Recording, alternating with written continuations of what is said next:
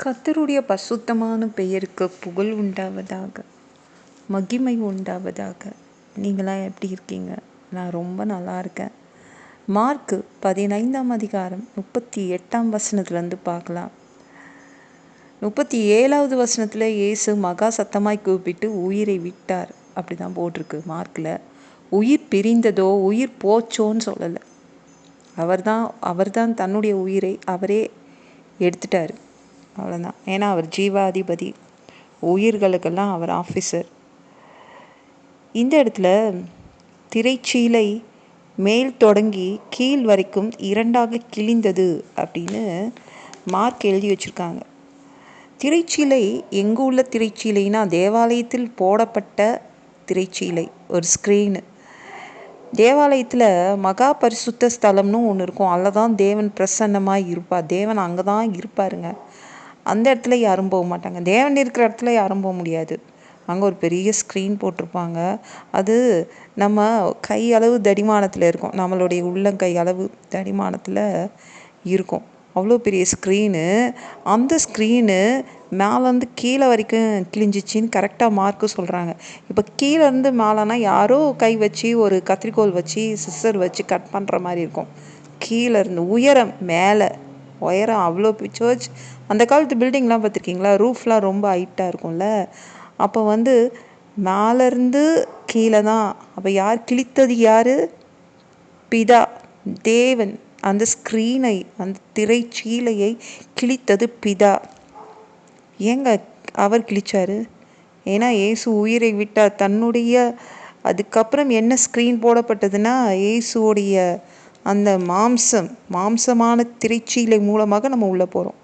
எபிரேயர் 10:20 என்ன ஸ்க்ரீன் போட்டுட்டாங்கன்னா மாம்சமான திரைச்சீலை.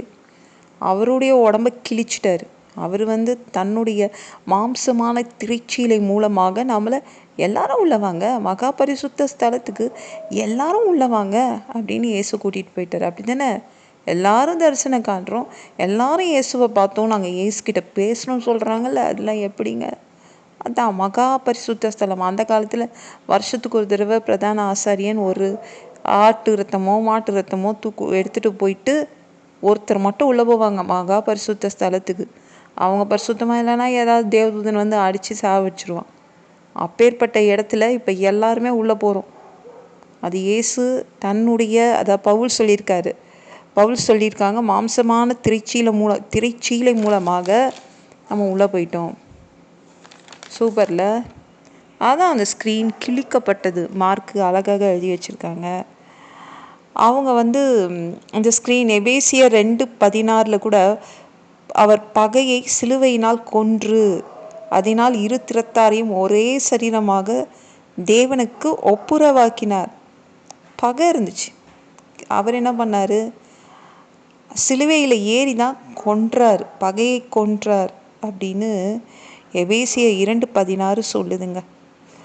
இப்போ அந்த ஸ்க்ரீன் இருக்குல்ல, அதான் அந்த திரைச்சீலை, எருசலேமில் உள்ள தேவாலயத்தில் போடப்பட்ட ஸ்க்ரீன், அந்த திரைச்சீலை. அது 2 குதிரை, இந்த பக்கம் ஒரு குதிரையும் அந்த பக்கம் ஒரு குதிரையும் சேர்த்து இழுத்தால் கூட கிளியாதாங்க. அவ்வளோ ஸ்ட்ராங்காக பிதா கிழித்து போட்டார், கிழித்து தூக்கி எறிந்தார். 1500 வருஷமாக இருந்த அந்த தேவாலயத்தில் உள்ள அந்த மாதிரி ஒரு பிரமாண்டமான திரைச்சீலை. டிஸ்கிரிப்ஷன் பாக்ஸில் நான் போடுறேன், நீங்கள் பாருங்கள். அந்த வீடியோவை பாருங்கள், நல்லா இருக்குது. இப்போ தேவன் நம்மளை எல்லாரையும் சேர்த்துக்கிட்டார். பகை சமாதானம் உண்டாயிடுச்சு. தேவனுக்கும் நமக்கும் இரு திறத்தாருக்கும் சமாதானம் உண்டாயிடுச்சு. சாதாரண மனிதன் கூட தேவன்கிட்ட போக முடியும், பேச முடியும். அதான் ஜெபம் பண்ணுங்கன்னு சொல்கிறாங்க. என்ன வேணால் நீங்கள் கேட்கலாம், அவர் உங்களுக்கு பதில் கொடுப்பார். சரி, 6ஆம் மணி நேரத்துலேருந்து 9ஆம் மணி நேரம் வரைக்கும் இருட்டு இருந்துச்சுல, பூமியெல்லாம் இருள். அப்போ அந்த சிலுவையில் அறையப்பட்ட அந்த இடத்துல யாரும் இல்லைங்க. அவருக்கு எதிரே நின்றது 100க்கு அதிபதி. அவன் காவல் காத்துட்ருக்கிற அந்த பணியில் இருந்தான், அந்த வேலையில் இருந்தான் அவன். அதனால் அந்த இடத்துல இருந்தான். ஃபுல் இருட்டு, பூமி ஃபுல்லாகவே இருட்டு. அப்போ அந்த எதிரில் இருந்த 100க்கு அதிபதி என்ன சொல்கிறான்? இவர் இப்படி உயிரை விடுறதை பார்த்துட்டு இந்த மனுஷன் தேவனுடைய மகன்தான், தேவனுடைய குமாரன் தான் புரிஞ்சுக்கிட்டான். தூரத்தில் சில பெண்கள் பார்த்து கொண்டே இருந்தாங்க என்ன நடக்குதுன்னு.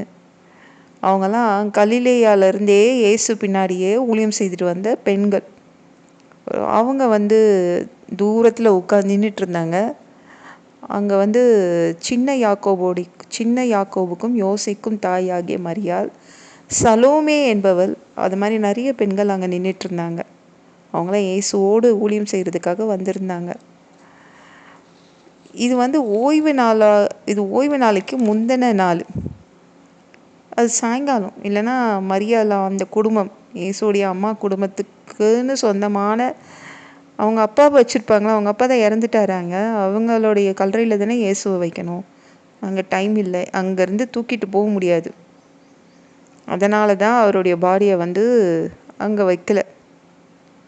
அப்போ அடக்கத்துக்கு யாருமே அவங்க போய் கேட்கல. இயேசுடைய சரீரத்தை கேட்கறதுக்கு பயமாக இருந்துச்சு. யாரும் போய் கேட்கல. கனம் பொருந்திய ரொம்ப மரியாதைக்குரிய ஒரு ஆலோசனைக்காரன், அரிமத்தியா ஊரை சேர்ந்தவன், அவன் யோசிப்பு. அவன் என்ன பண்ணான், இயேசுடைய அந்தரங்க சீடன். அவன் போய் நேராக பிலாத்துக்கிட்ட போய் கேட்குறான், இயேசுடைய உடம்பை எனக்கு கிட்ட கொடுத்துருங்கன்னு. பிலாத்துக்கு ரொம்ப ஆச்சரியமாக இருக்குது.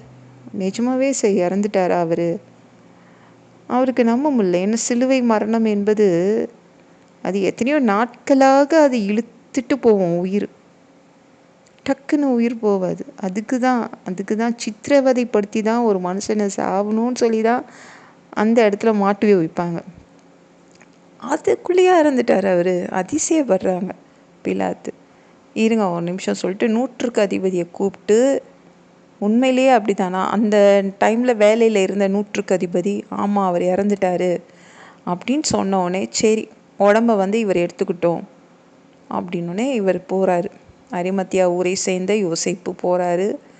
இயேசுடைய உடம்பை இறக்குறாரு. அதுக்கு சிலுவையில் தொங்கிட்டுருக்குல்ல, அங்கேருந்து இயேசுடைய உடம்பை எடுத்து அவருக்கு வரும்போதே அவர் மெல்லிய துப்பட்டியை வாங்கிட்டு வந்தார். ஒரு மெல்லிய துணியை வாங்கிட்டு வந்திருந்தார்.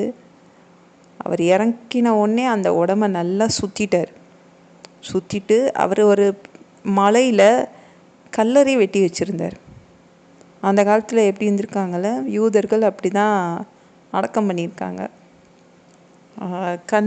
மலையில் அந்த கல்லுகளை வெட்டி ஒரு குகை மாதிரி செய்து அதில் கல்லறை ரெடி பண்ணி வச்சுருந்தான். இயேசுவுக்காக பண்ணதில்லை, அவங்களுக்காக பண்ணது. ஆனால் இயேசுவை அதுக்குள்ளே வச்சு கல்லை புரட்டி வச்சுட்டு அவன் கிளம்புறான். அந்த இடத்த அவர் வைத்த இடத்த அந்த பெண்கள் தொடர்ந்து தூரத்தில் நின்று பார்த்துட்டு இருந்தாங்களே, அதை பார்த்தவங்க மகதலேனா மரியாளும் யோசேயின் தாயாகிய மரியாள், இவங்க 2 பேரும் பார்க்குறாங்க. இயேசுவோடைய உடம்பை அடக்கம் பண்ணுறத பார்த்துட்டு அவங்க கிளம்புறாங்க. நம்ம மற்றதெல்லாம் நாளைக்கு பார்க்கலாம்.